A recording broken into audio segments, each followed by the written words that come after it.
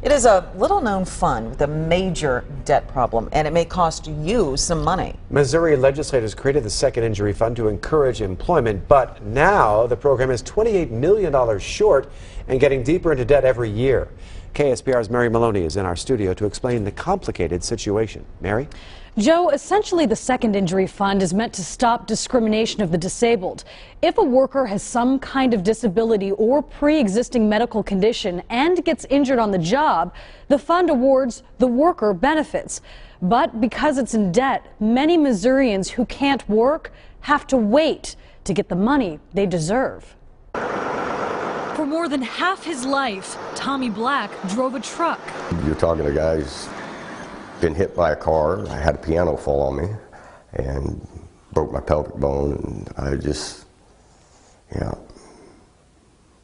I've had a colorful life, to say the least. But that colorful life came to a stop when he got hurt on the job. It's very intense. It's like taking a rod, just a dull rod, and having it stabbed into your spine.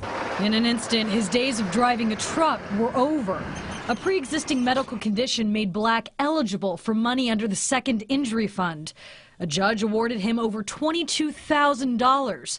About a month later, Black received this letter stating the government can't pay him the money. A person could jump up and down and scream and holler about it, but it's frustrating. The money comes from a surcharge businesses pay on workers' compensation insurance.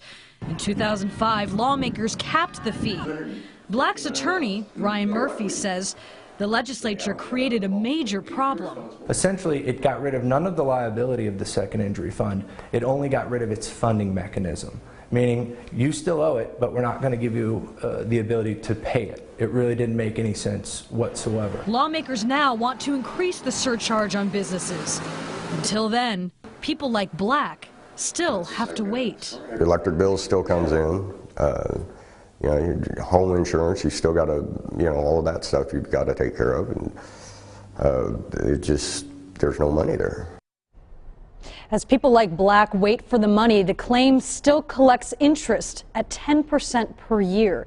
The Attorney General says if something isn't done, the cases could cost more than $100 million. Joe?